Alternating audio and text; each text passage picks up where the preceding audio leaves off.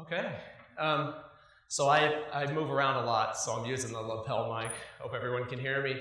And so I'm a clinical psychologist. I've been fortunate to work with the military for pretty much the entirety of my career. I'm older than I look, so my career is longer than you may think. And so what I want to do today is I want to talk to you more about chronic pain. So this is going to be a painful morning. And we'll talk more. Yeah, there won't be any more jokes like that, I promise. So I want to talk to you about chronic pain, but I want to talk to you about chronic pain in the context of the military, and specifically in the context of the current conflict going on in Operations Enduring Freedom, Iraqi Freedom, and New Dawn.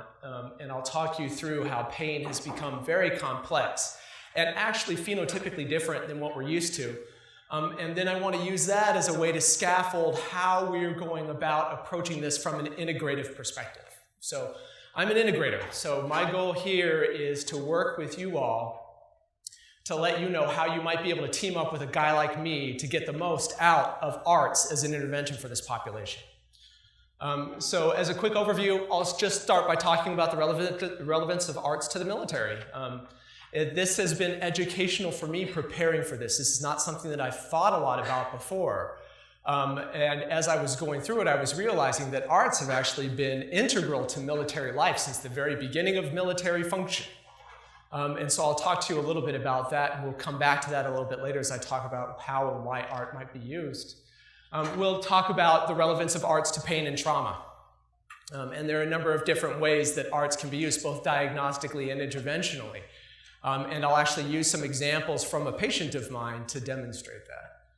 We'll talk about military polytrauma. This is pretty important. If you want to work with the military, I want you to understand the complexity of what we're dealing with.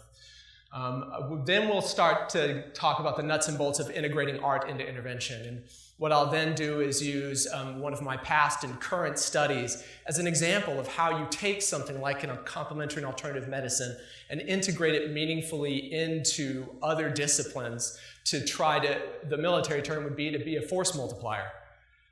For what you're doing already, to make what you're doing more effective. So let's dive into this together. So arts have been around in the military from the very beginning.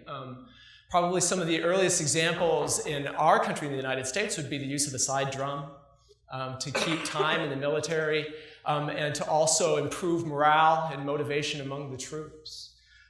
Visual arts as well. You can find them everywhere, actually. I know we used to joke around when I was at Lackland Air Force Base about how drab the facilities are, but when you think about it, you stop and you look at the insignia that are used on the uniforms. You look at the signage around the base or the post. Art is everywhere in the military. So this is not something new. Bringing art into the military is not new at all. This is actually something that is already a unique part of military life. Yoke was talking about bringing music into military populations and having them use it. Actually, they use it all the time. I remember when we used to do unit runs, we used to have jodies, which I don't know if anyone knows what a jodie is. You know, and to keep up the pace. Thank you. Yeah, that's right. That's as artistic as I'm going to be. But this is actually a part of military life already. So I suspect that you'll actually get a lot of receptivity to this. I really do. And my hope is that we're already going to see examples of this. Unfortunately, I'm just ignorant of some of that. But really, art has been a formal part of the U.S. Army since the end of World War II, since the 40s, when they put together a group called the U.S. Army Illustrators of Fort Custer, Michigan, to enliven Army life with art. What they noticed was that morale was starting to decline. And they started to think about how they, being commanders, way up the chain, how can we get morale back? And the answer was art. Allow people to express. So they had a show with the Met. Yes, and it's so the arts in the military, and this was just straight from the white paper, so I can't take credit for this, but I just wanted to bring this up just to, again, drive home the point that I think the idea of integrating arts into treatment for something like chronic pain or trauma in military populations makes a lot of sense. And it definitely conforms with the model described in the white paper. The goal is to improve readiness, which is all about morale and motivation. It's to increase resilience, help people persist in their service in their job, to retain individuals on active duty, and then to reintegrate into life after they come back, either from deployment or they're discharged from the military, to separate or retire. So there's a big role for art here. But let's talk about pain in the arts. Art is very relevant to pain. And I had a first-hand experience with this working with an Army First Sergeant. This was still when I was over at Lackland. And the two paintings that you see on the left are his. And I got his consent to talk about him and his case. And he came in, he had done a couple of tours over in Iraq. And his unit, they were patrolling downtown Baghdad for a lot of the time they were there. These paintings were two paintings that he painted early on in our intervention and our treatment for his PTSD and comorbid chronic pain. And the reason why I wanted to post these up here is to describe that art can be diagnostic. And I don't want to get too far into the weeds about some of the symbolism and some of the things going on in the art that you see, but at least on the left, far left there, that's a description of how he's feeling compared to everyone around him. And it's a nice illustration of how a service member with post-traumatic stress and chronic pain can pretty much feel alienated from everyone else around them. They feel separated from their unit because they can't pull their weight. They feel burdensome. They feel like they can't talk to their family. They feel very much alone. This is definitely coming across for this guy. This one down here was more a description of how upset he was with his command. And you'll see this a lot, actually. And I won't get into the nuts and bolts of it, but there can be a lot of anger, and that anger can be placed on commanders who are giving orders to do things that have ultimately resulted in trauma or whatever. So it's very illustrative of what it's like to be a service member with chronic pain and PTSD. And then I wanted to bring kind of a more classical example. This is one of Renoir's paintings later on in his career. And this is diagnostic too. So this is Les Fermes de les Colettes, the farm of the Colettes. And this is when he had very debilitating rheumatoid arthritis. And if you look at this compared to some of his earlier works, what you see is the brushstrokes got lighter over time as he was trying to cope. He still wanted to create. So there are all kinds of aspects of art that can be diagnostic. Art can also be therapeutic. This was done by the same first sergeant at the end of our treatment. This is a painting of his son. And what he would do is he would use art as a coping resource throughout the course of our intervention. And this, we started out with one of the more gold standard interventions for post-traumatic stress, prolonged exposure therapy, but then gradually shifted into a more mindfulness-based approach, which I'll talk about in a little bit. And all the while, he was painting his feelings. It was a great way for him to be able to express them. So art was very important for him. And then on the right-hand side here, I've just detailed a little bit of the signal of what we know about the benefit of art for pain and trauma, and that there does seem to be some benefit, although I will say that I think the level of available evidence right now is really not enough for us to say with certainty that this does or does not work. And in a way that's a little bit self-serving in that I want to work with folks like you more to do that research, both to be famous and to help people. And so but that's the goal, right? I mean, that's what we're here to do, is to connect, to talk about how we can get together and improve the landscape of ways that we might be able to help the service members who are suffering with these very significant problems. So let's get into it. I'm going to put my professor hat on for just a little bit and talk to you about pain, at least more clinically. Chronic pain is a significant problem, and we don't have a good answer for it right now. One of the reasons why we don't have a good answer for it right now is because the antiquated but unfortunately still utilized way of thinking about chronic pain is from this kind of Cartesian dualistic model of mind and body being separate, not fully integrated, which means that if you can run someone through an MRI and you can check out their spine, look for disc herniations, and if you do, you notice a herniation against the sciatic nerve, so the goal is then to lop off the herniation, do a quick discectomy, decompress the sciatic nerve, the pain should go away. But sometimes it doesn't, and then you're left scratching your head. The physician is left scratching his or her head thinking, well, I attacked the problem. It must be mind, not body. And what we find is that when you approach pain this way, it's woefully ineffective. I think probably the most optimistic view of a dualistic approach to pain management would be about a 30% significant reduction in pain. So 30% of the people who are treated under this model would actually benefit from it. And we have to ask, well, where's the disconnect? And I think the disconnect actually is in the way we think about pain. So, as I mentioned, the antiquated way of thinking about it is that it really is either a physical or an emotional phenomenon, and that's what it is. But really, it's a lot more complex than that. If we think about it, it has to do with physical functioning. Absolutely. It has to do with emotional functioning. Absolutely. It also has to do with the way you think about your pain. What we know is that cognitions of helplessness, hopelessness, burdensomeness, feeling like I'm dragging people down, feeling like I'm letting people down, feeling like there's nothing I can do. Yoke was talking about that identity, who I am as a person. I worked with one service member, he's an Air Force senior airman, he was 04, or E4, whoops. And he was a senior airman who had been a soccer player, very vigorous soccer player, and he injured his hip, actually, and just stopped playing soccer entirely. And one would think, oh, you've given up soccer, but to him, that was huge. He was great at it. And without that, who am I? You know, it's that identity. It's the way we think about ourselves. It's the way we think about the world. It's the way we think about our relationship with others. It's really important to pain. It's also your behaviors. It's what you do. Or, more importantly, probably what you don't. And then it's also your environment. It's your social environment. It's your home environment. It's your work environment. So now what we have is a very complex and interactive picture of pain. Pain is not just mind-body. It's mind, body, thought, behavior, social context.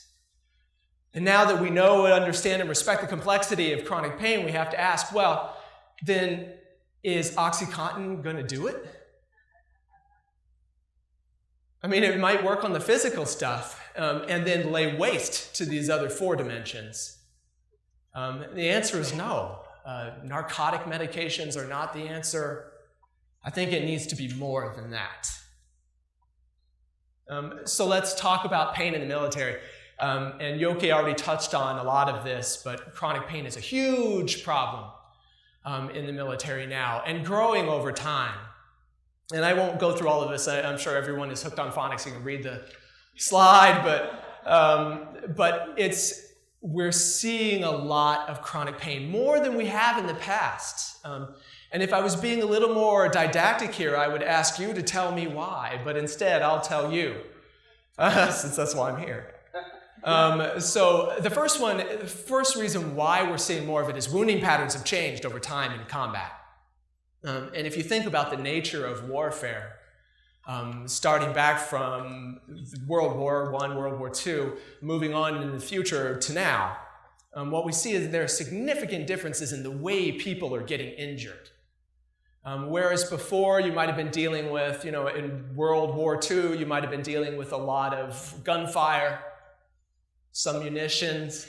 Now, what's causing a lot of the injuries? Does anyone know? IEDs. What's an IED? It's an improvised explosive device. It's explosions. Explosions are nasty if you think about it, because it's one we think a lot about. We might think about burn, we might think about shrapnel, but then think about barotrauma.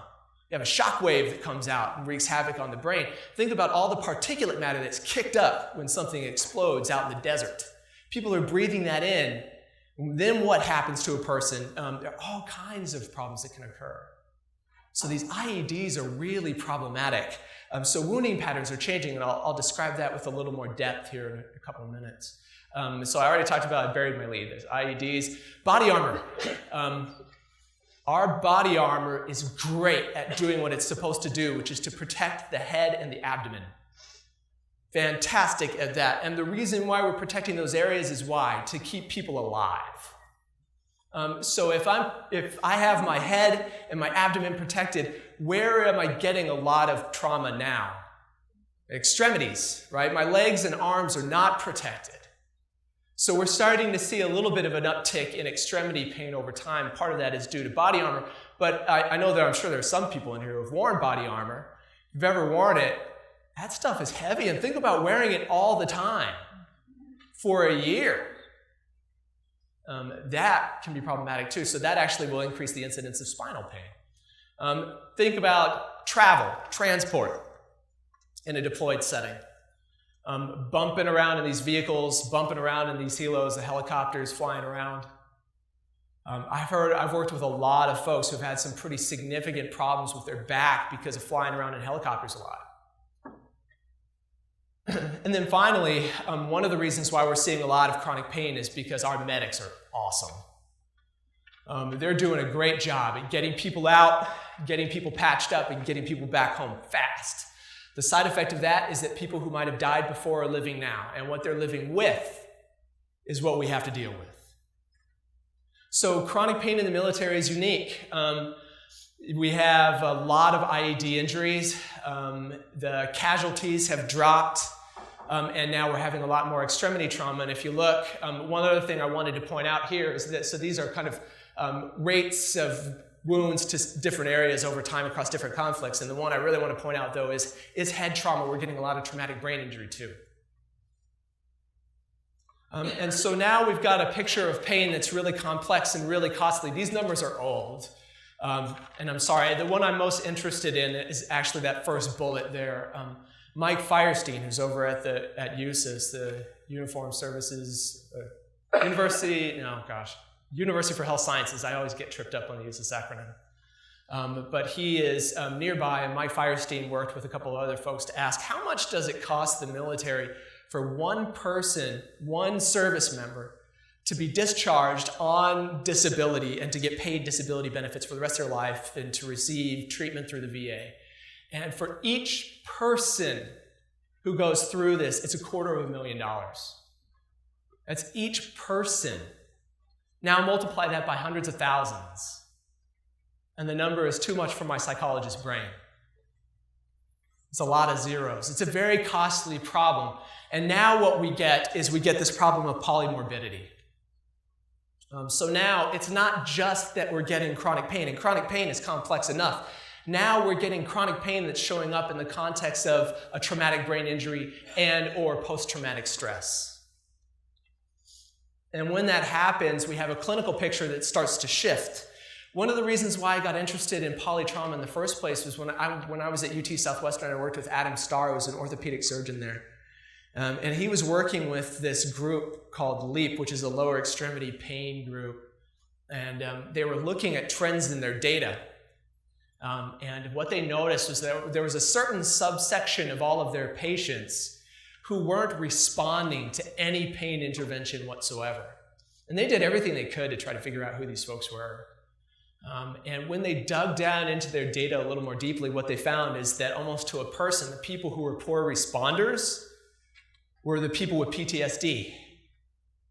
Something changes when you have this polytrauma, this polymorbidity going on.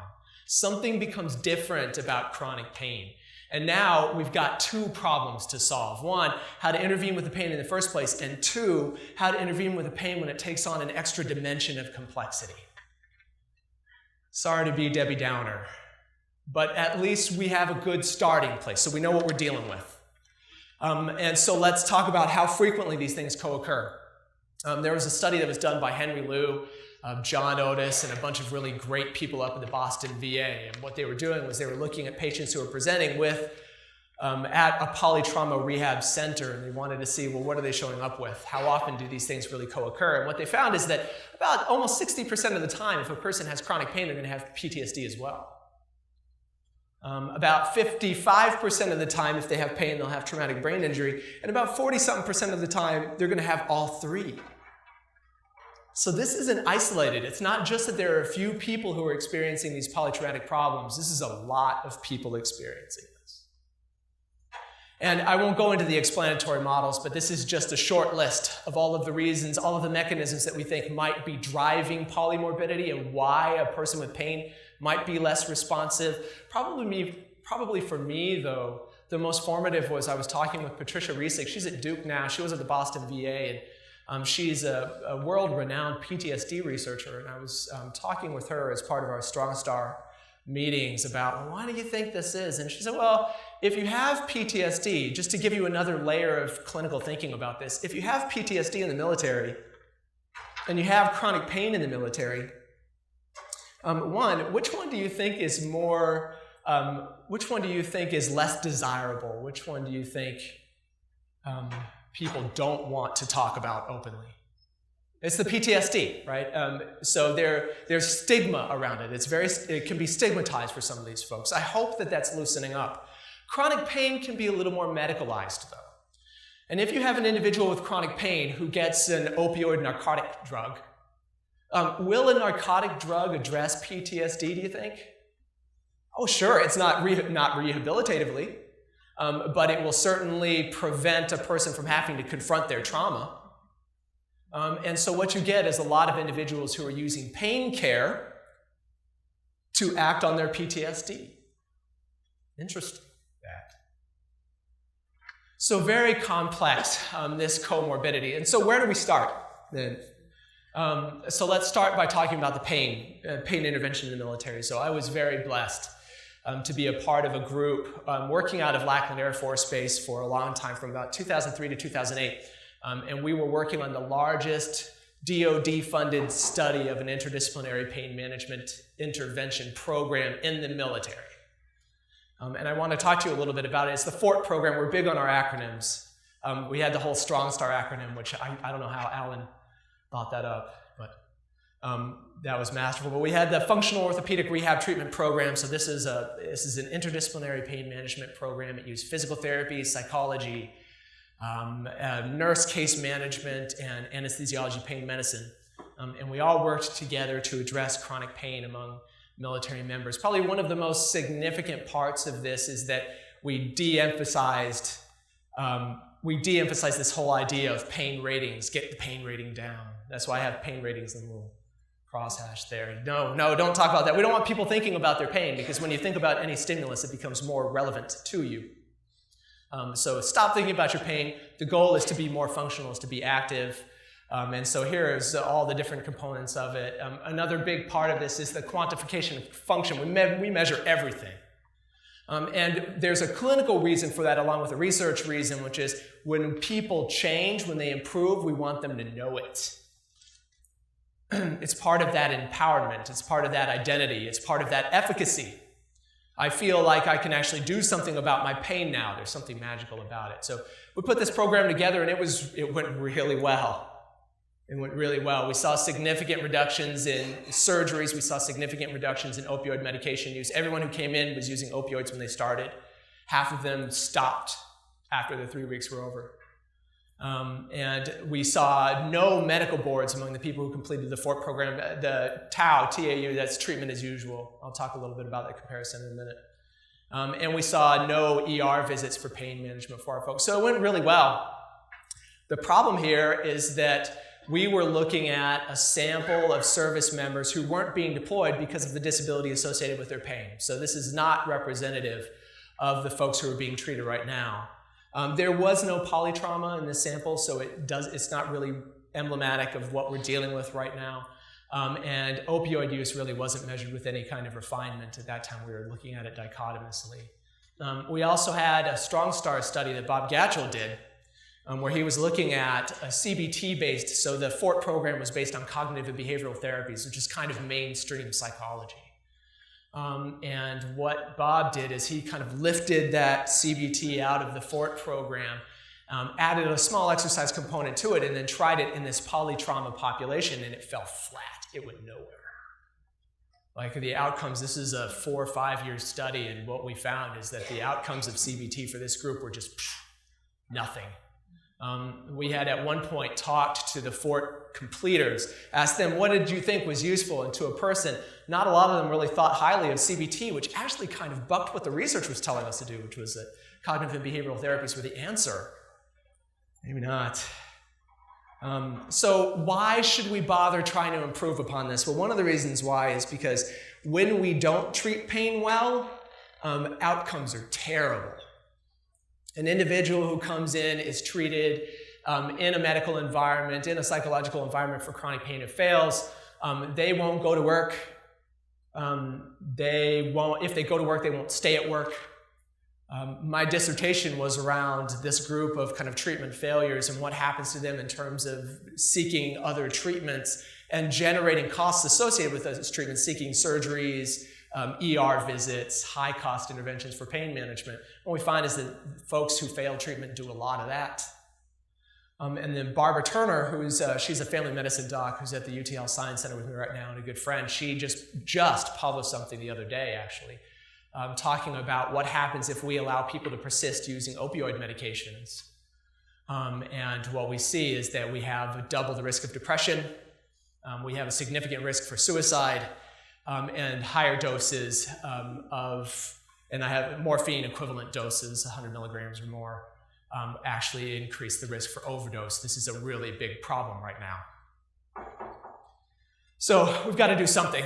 How do we do it better? And I think one of the ways we go about doing it better, and I was talking to someone on the bus about some of this morning, just heading over here from the hotel, is, how do we figure out where to start? How do we figure out how to implement this stuff? And I think one of the ways we start is we notice the gaps, but then we also start to say, okay, well, what do we know already?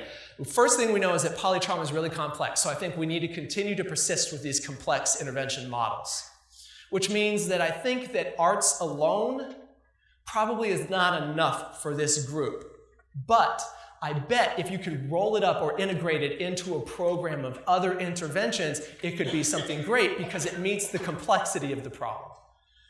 The next is know what the mechanisms of effective and ineffective practice are right now. So we know that I think I'm going to persist with exposure for PTSD. I'm going to persist with a functional restoration model of pain, and I'm going to kind of pick up the gaps from there, but then also understand the people you're working with. Working with military populations is unique. It's a culture in and of itself. Responds in its own way, and it's a bureaucracy in and of itself. So you want to be able to navigate that too. Okay, so let me show you a little bit. I just tried to step you through my logic. Okay, and I'll do this quickly.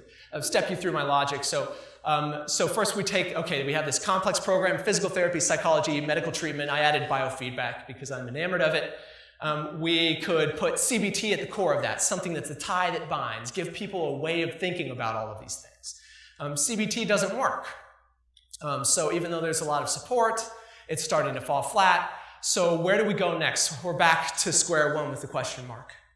What's missing here? What do we think is the engine that would drive these things and keep them going? Let's take a step back to the beginning of this presentation and talk about, well, what do the arts bring to the military? They bring motivation and inspiration. When you're dealing with functional restoration programs like I do, it's all about getting people to do their best, to overcome the way they think about their pain, and to function as well as they can.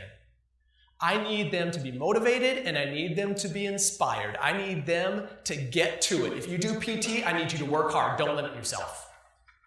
When you go to work, I need you to work hard. Don't limit yourself. And so one of the ways we might go about doing that is by adding art into a core of a program like this, in which case that's the point at which a guy like me would need folks like you. However, I went another way. I chose mindfulness, and mindfulness is great because it's all about being able to look at the world for what it is and think about what your values are and how you want to push towards that. And so I added that as a core component of my program, culminating in the study that I have now. And so I'll zip through this in 2 minutes. So this is my current R01 study through the NCCIH. I'm very excited. We embarked on this just back in September, so we're just getting the wheels up and ready to fly with it. And so this is a collaboration actually between the Polytrauma Rehab Center of the South Texas Veterans Healthcare System. If you ever get a chance to work with a Polytrauma Rehab Center, there are only 5 or 6 of them in the country right now. Please do. It's a great place. Amazing. And I don't have enough time to extol its virtues, but so what we're doing is we're comparing this amended, this is for amended. So back to the acronyms again. What we did is we amended the FORT program. We lifted out some of the CBT, put some mindfulness stuff in to help promote some of this functional activity in this group. Mindfulness has also been shown to work really well for the comorbid conditions under study for PTSD and TBI. So we have a decent signal to help us start. And we're comparing this against treatment as usual in the Polytrauma Rehab Center, which right now is the best treatment you're going to get. So that's the cockiness of the researcher, is that I think I can do better. And hopefully I will. That's just the inclusion criteria. I mean, the thumbnail sketch of it, excuse the micrographia, is that it's We need veterans. Right now we're looking at veterans from the current conflicts with chronic pain and comorbid PTSD and or traumatic brain injury, and who are coming in as persistent opioid users, which is unfortunately very common. Right now, opioid medications are the single most commonly prescribed medication in the South Texas Veterans Healthcare System. That's a shame. And then we have a number of outcomes. Phenotyping is really important, so we have a number of outcomes that we're examining. So where do we go from here? Let's get together.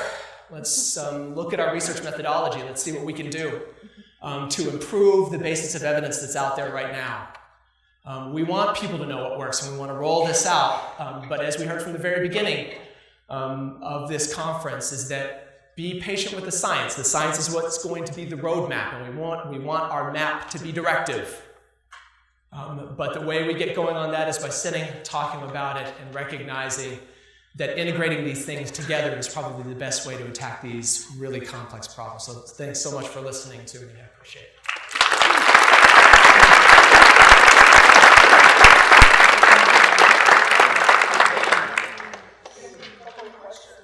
Time for questions?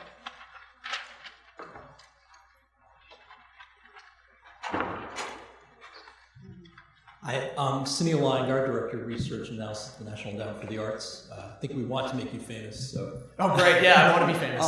Good. Actually, just wondering, kind of speaking to, a couple of things. One, you mentioned how few polytrauma research centers there are, and also in the same breath, in a sense, the need to really have this fuller integration. That is to say, perhaps to have that multiplier effect, truly to have the arts side by side with these other interventions. Can you speak sort of from on the ground, what is the biggest need for, if you're looking at people from the arts and the arts community, arts practitioners, arts therapists, of course, music therapists, I mean, within that.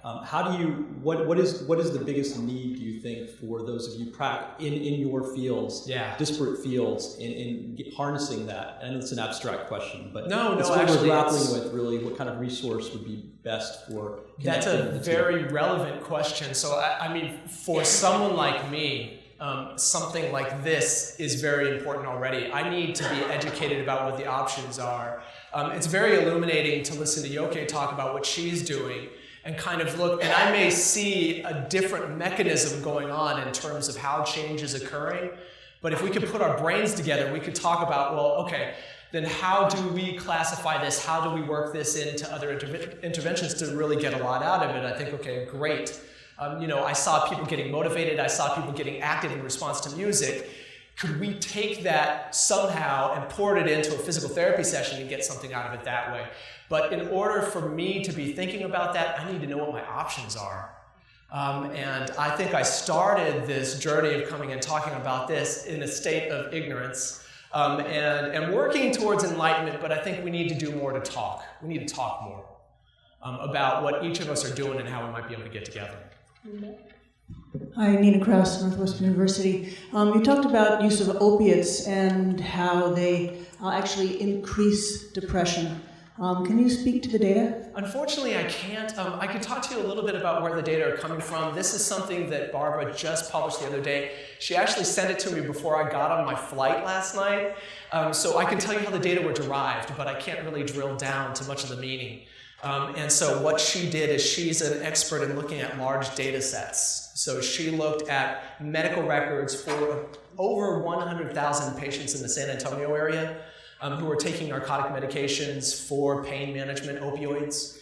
And in our medical record for the UT Medicine system, we always give a PHQ-9, which is a screening tool for depression. And so I suspect that that's what she was using. Unfortunately, I can't get much beyond just the broad strokes of depression being a significant problem for opioid use. So sorry, that's a bad answer to a good question. Yeah, there you go. One more question, Vinny? Sir. Richard Burton, San Francisco VA. I work as a creative arts therapist there. And I've heard from and observed several veterans that go into flow state when they're doing their art. And I'm curious about your thoughts on that and how mindfulness can also be a preparation for flow state. I'm not very familiar with flow state. Can you define that for us? Flow state would be where you're doing something, to take too long to get the whole thing, but basically where you're doing your art of any kind, it could be drama, painting, or whatever, and the person gets so involved in it, they forget completely about the time, they forget completely about their pain.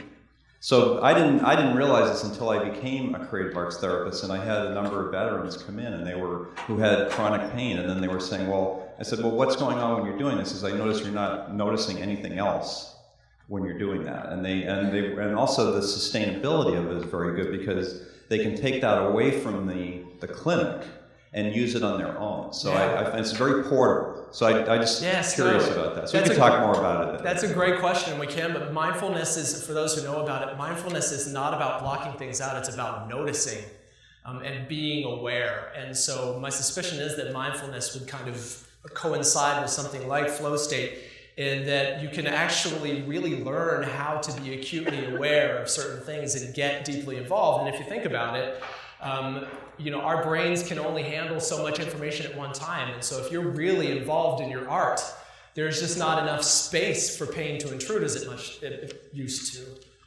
Basically, flood yourself with the art and I think crowds that's right. out I think that's all right. the And other experiences. if the art is meaningful to the person, that's going to be easier for them to do. But one thing we know about mindfulness is it is a skill that can be learned. Thank you. Thank you very much. Thank you so much.